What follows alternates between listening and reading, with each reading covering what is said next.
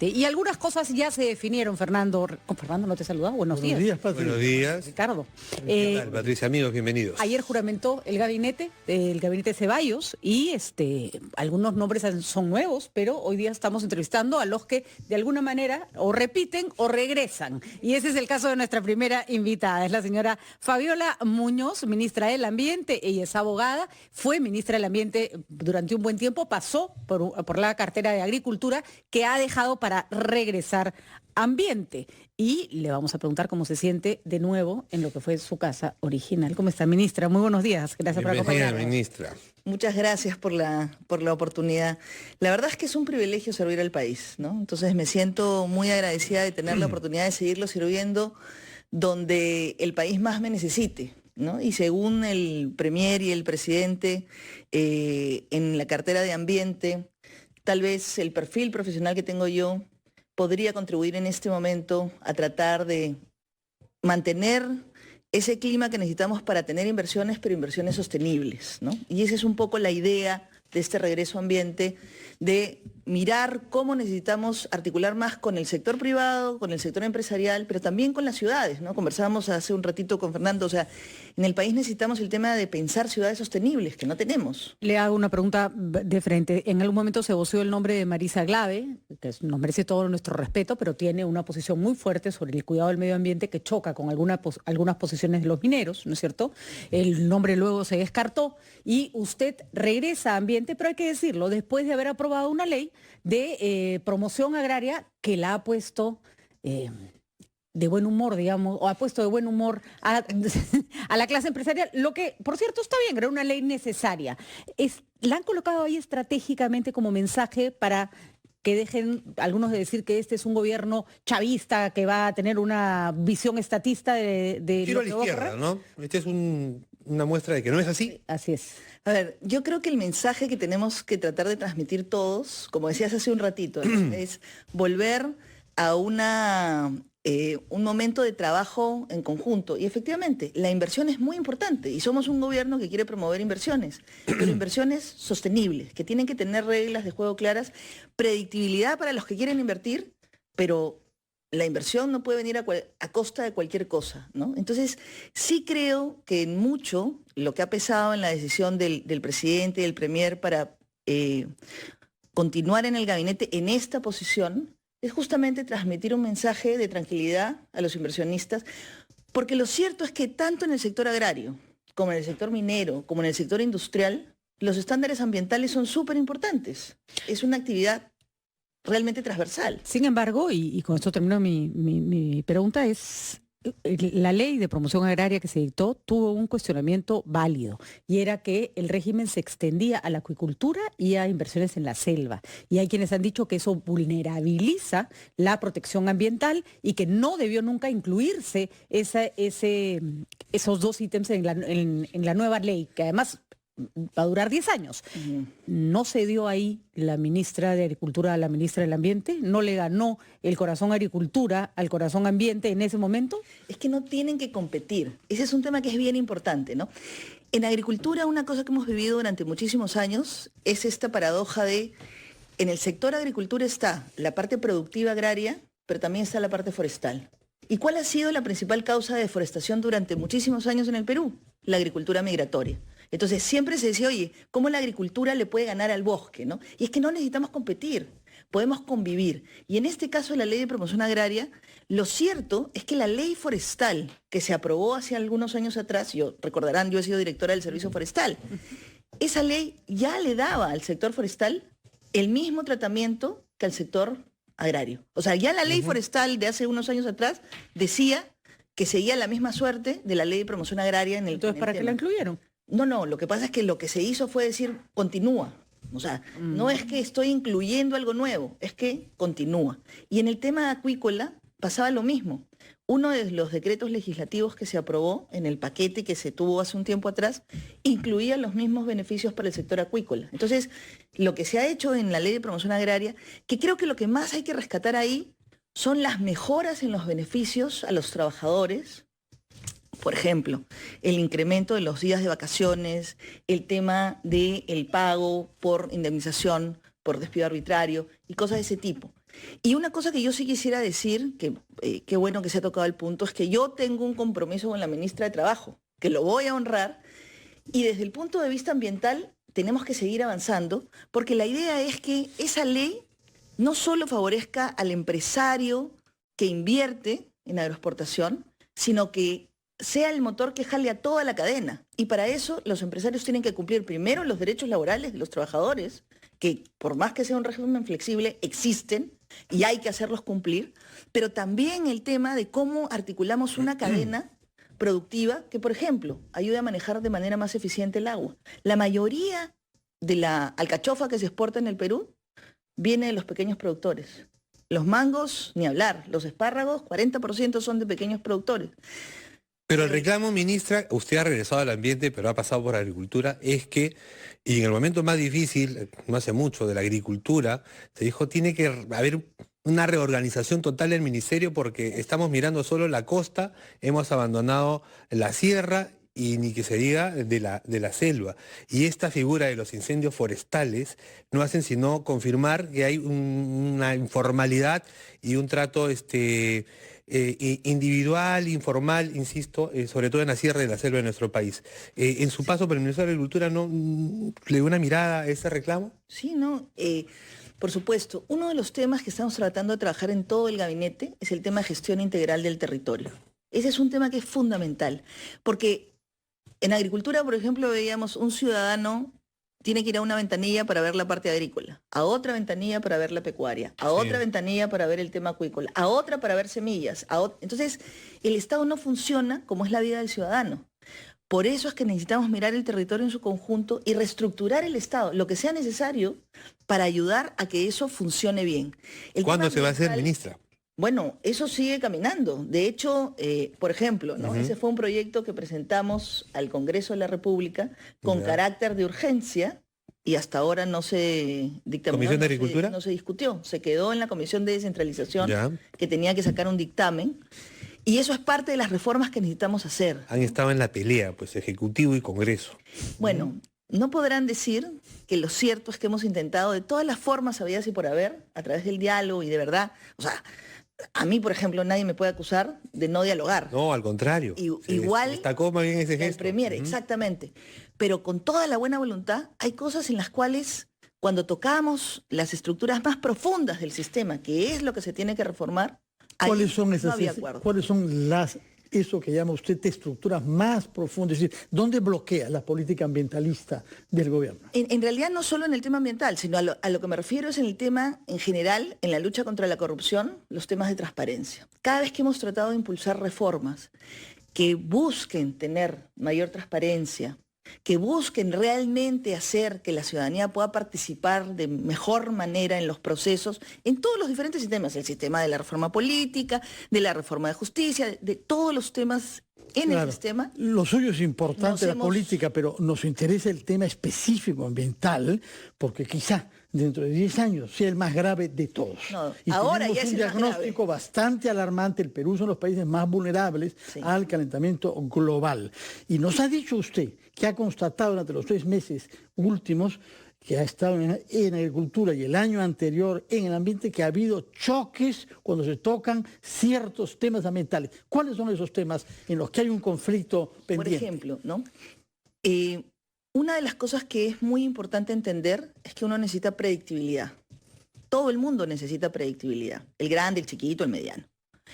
Otra de las cosas importantes es que uno tiene que saber que los pasos de los procedimientos son los adecuados. Entonces, por ejemplo, necesitamos realmente tener un espacio de sentarnos, todos los actores de la cadena de la industria, por ejemplo, de la caña de azúcar, que es una cosa que combina el tema ambiental y el tema agrario, y revisar los estándares que tenemos, porque no puede ser posible que por una actividad empresarial tú quemes caña cerquísima de la población, los vientos se lleven la ceniza y tú estás a kilómetros y tienes un problema de salud pública. Esos estándares, por ejemplo, hay que revisarlos. Y si tienes que mejorarlos, hay que mejorarlos.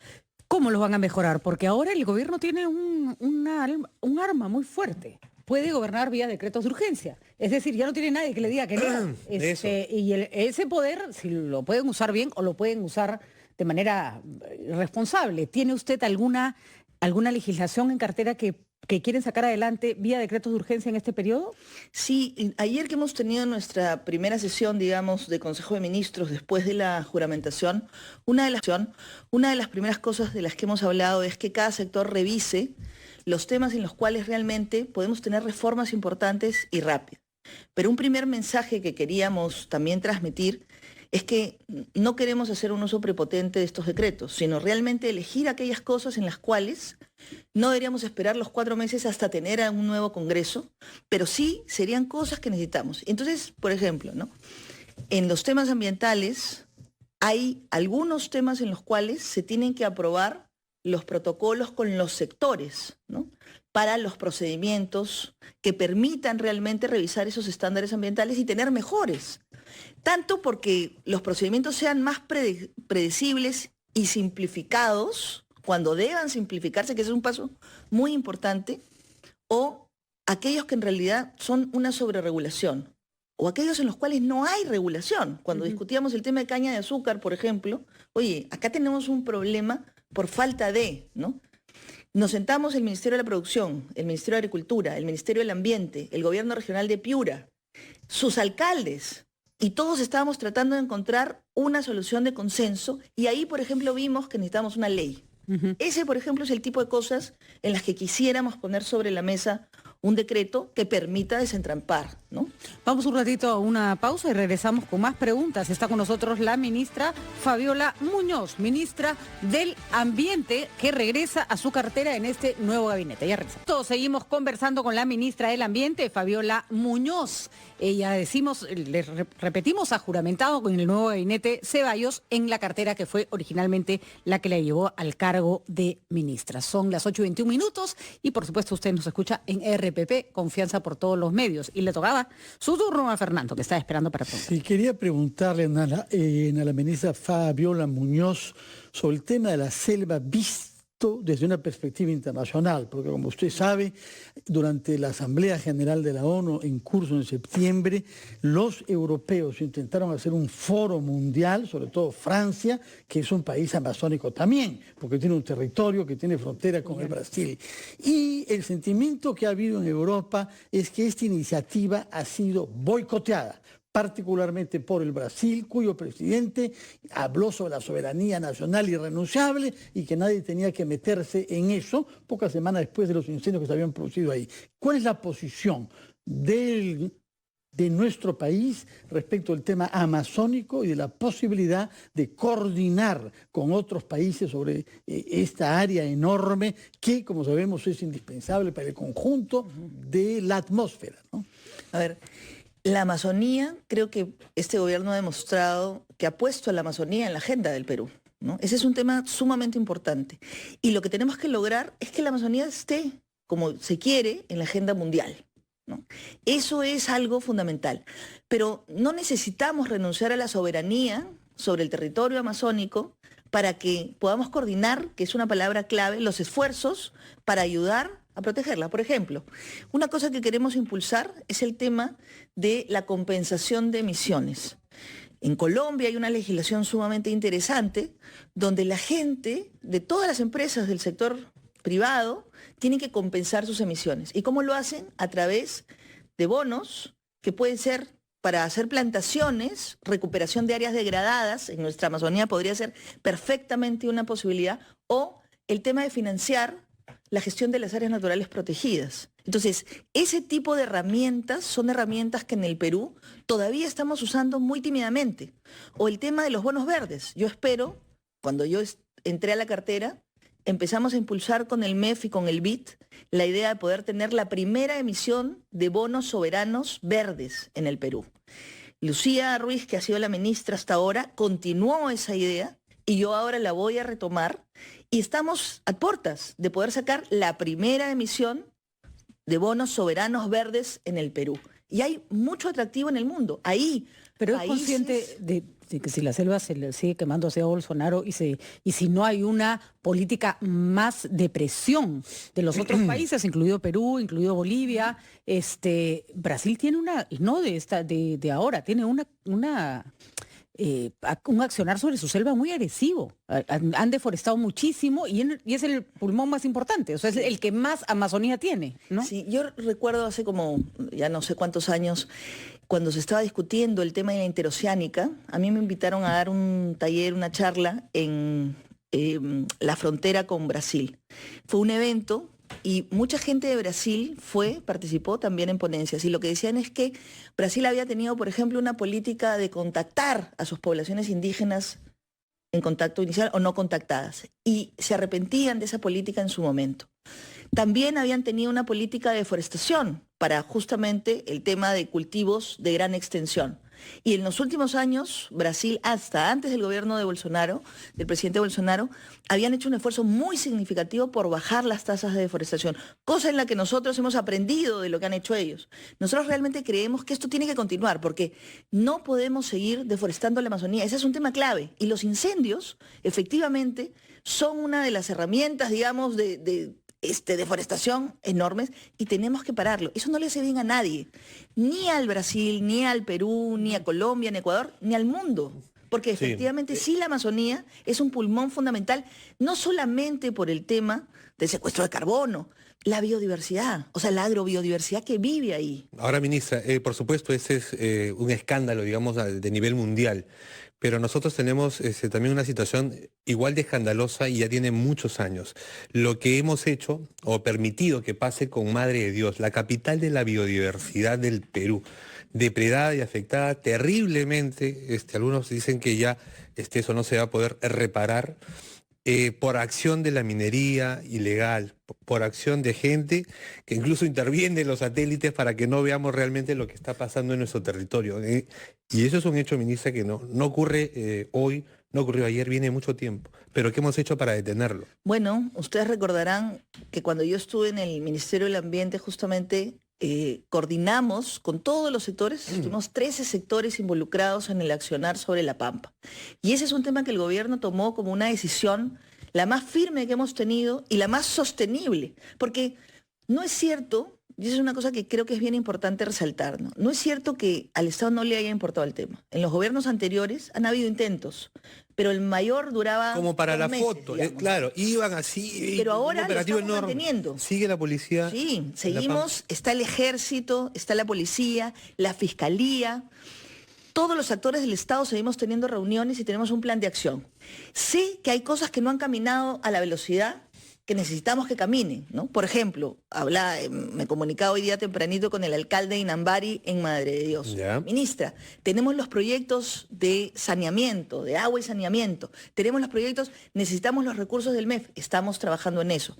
Hay cosas que se han hecho con A Trabajar, por ejemplo, el programa del Ministerio La de nueva Trabajo. ministra del MEF, ¿usted la conoce? ¿Qué nos puede decir de ella? Miren, fíjense, Tony, que así la conocemos conoce, a María ¿no? Antonieta, es una profesional excepcional.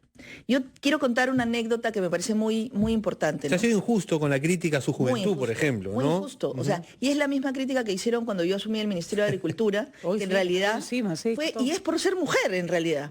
Porque yo no estoy segura, pero lo que me comentan es que Fernando Zavala tenía la misma edad que ella Claro. cuando asumió Cuando el llegó. Ministerio de Economía, ¿no? Silva Ruete, Exactamente. Entonces, Fernando Acevedo. eso es realmente muy injusto. Miren, cuando yo estuve en Ambiente, yo hablé con el primer ministro de Economía del gabinete, que era David Tuesta. Y le dije, oye, David, la gente del MEF tiene que salir un poco más al campo, ¿ya? Permíteme que tus vices me acompañen. Y yo organizé un tour para ir a ver un botadero, el mismo día que íbamos a inaugurar un relleno sanitario. Ya. Pero ese día fue justo el día en que David renunció y era la transición, así que sus vices no pudieron ir. Y quien fue conmigo fue Tony. Ujú.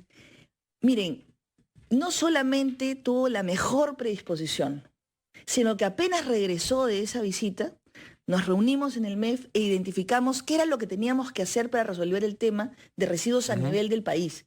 Y esa es la prueba de que hoy día el presupuesto de la República Lo incluye. tiene el tema de residuos para cerrar la brecha y se ha convertido en una de las políticas más importantes. Muy bien. Esa sensibilidad es una cosa sumamente importante. Un minutito Una pincelada de la sobre el ministra. tema ciudad, porque hemos hablado sobre selva, costa, aire y agua, pero 80% de los peruanos vivimos en ciudades y ahí hay mucho que hacer para hacer nuestras ciudades sostenibles.